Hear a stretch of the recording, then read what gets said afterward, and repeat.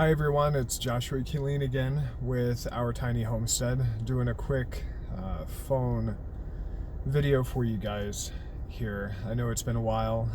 The last videos that we were posting were the Self-Reliant series, which is still in production. We're still going to be doing those videos, but I thought that posting some short update videos would be good to keep everybody informed on what's going on here in Yavapai County and what we're dealing with as a off-grid, self-reliant homestead. So I am sitting here in front of the Yavapai County Development Services building. We have a meeting this morning with environmental services to go over why our septic tank permitting has been kicked back 3 times now. Sorry, it's very frustrating, and just talking about it gets my blood flowing. When we initially went through to get our conditional use permit to do business on our property, because we operate a home business, we went through and we did everything we were supposed to do. We paid a lot of money and we obtained our conditional use permit. When we obtained that permit, we were given a 6-month compliance deadline to obtain all the permitting, residential and commercial, that we would need to just be in compliance with Yavapai County with their codes. And again, we went through and we were trying to do everything that we were supposed to do. And when we initially submitted a soil characterization report to obtain the septic permit, or that's needed to just start the process, it took a month to get a response. This is a month of our 6 months that we had to come into compliance, and it got kicked back. So we paid more money to an engineer, redid the test, and because it was kicked back on a technicality, and waited another month for a response, and it got kicked back again. Now, after a 3rd time of getting kicked back on technicalities, after another, it was actually over a month to get a response, we are here in person to have an in-person meeting with the individual in charge of our area, the person that's handling our permit. And there's a lot going on here in Yavapai County, so much so that it sounds like a conspiracy theory. It's really, really bad. And I would like to explain a little bit of that here in this video while I'm waiting for our appointment. So far, I mentioned that we went through a conditional use permit process. That process consisted of a lot, but the major part of that process was 2 board hearings to get approval. The first of which is a volunteer-based planning and zoning board. The second was with the actual board of supervisors for our county, all of them. When we went through the first hearing, some red flags were raised when a member of the board asked if, getting a call here. A member of the board asked what the minimum zoning sizes were for our parcels.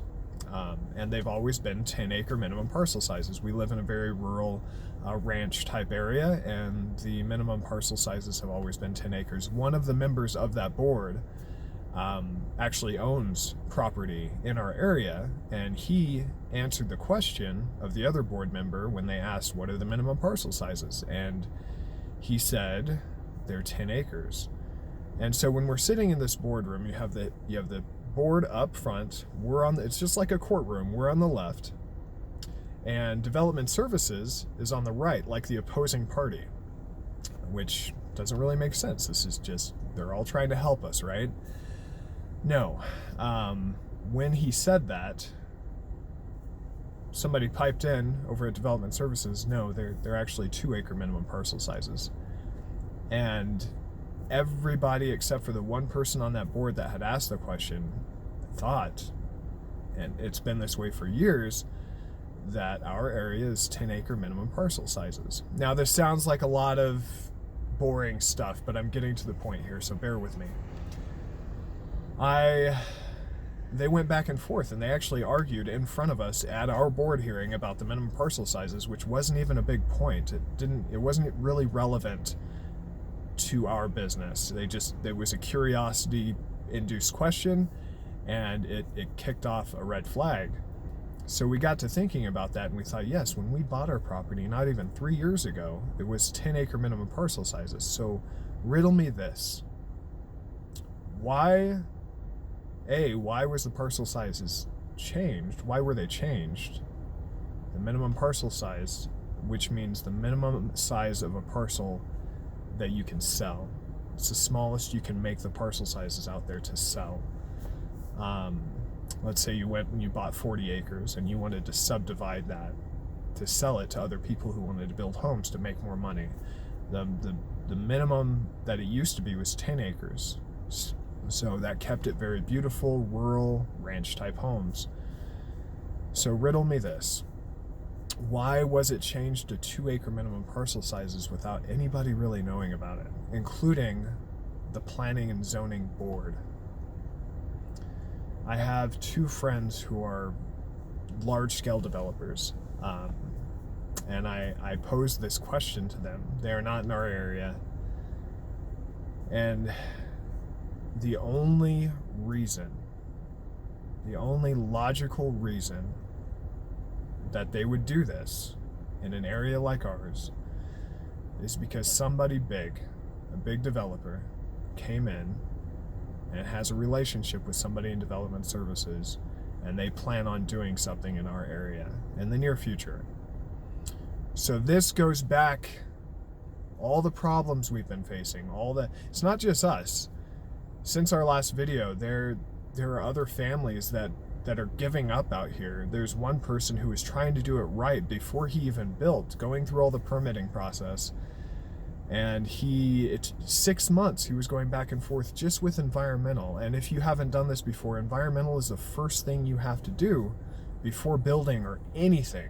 You have to get your waste disposal plan approved, your septic plan approved. And they spent 6 months after they had purchased their property going back and forth with environmental, and eventually they just gave up and said, we're doing it anyway. They're locking their gates, they're building their home, and said Yavapai County can try and stop us. That's not what we did. We're trying to do it right and do everything that they say, but they're making it next to impossible. And the reason is, the only reason for them to be making it this hard in the fastest growing county in the United States. We have the fastest evolving, the fastest growing county in the United States of America right now is Yavapai County. The only reason they would be making it so hard for ranch owners and homesteaders in our area, we're 100% off-grid. We don't have any utilities where we are, and we chose that. That's what we wanted. Is they are trying to reserve this because Development Services, their lead planners, they plan how Yavapai County grows. They want our area to be available for that developer that came in. There's something going on behind the scenes, and it sounds like a conspiracy theory, but these are facts. And everything has a reason, and the only reason that they would be doing this is for that purpose, because they make a ton of money off of developments. Last fun fact, we just got a notice this week. Yavapai County is having a courtesy hearing. They're raising our property taxes in Yavapai County by 18%. Think about it. 18% hop. That's huge. It's massive. One hop, 18% from this year to next year. That's just more support. Why would they do that? Because there's going to be many more homes. They plan on developers coming in, and they're going to make a crap ton of money off property taxes. So this being said, we put our life savings into our property. We are never going to sell our property. We have a 20-acre parcel in Yavapai County. I don't have any reason to sell it. I wouldn't make what we put into it. There are a lot of other people that feel the same way.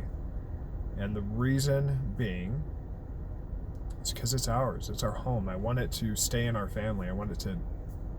If my kids decide to sell it, that's on them after I'm gone, but we're not going to conform to this plan. We have so many people coming from California. We have so many people coming from the Midwest. This county is growing so much, so quickly. The Prescott area, the Quad City area, I think they call it now.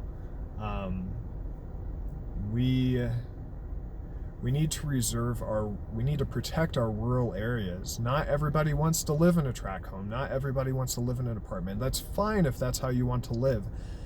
But we choose, and many others bought property in our area to live a more self-reliant, off-grid, self-sustaining lifestyle. And they don't want that. And this building right behind me, they do not want that. So I'm going to post another quicker video after this. This is just a quick update. I'm going in there right now, and wish me luck. You know, we've had so much support from all of you. We're going to try to come to an understanding with environmental services and figure out exactly what we need to do to come into compliance. Again, we're trying to do what they're telling us is the right thing. So again, we appreciate your support. We appreciate you watching our videos, and until next time, talk to you soon.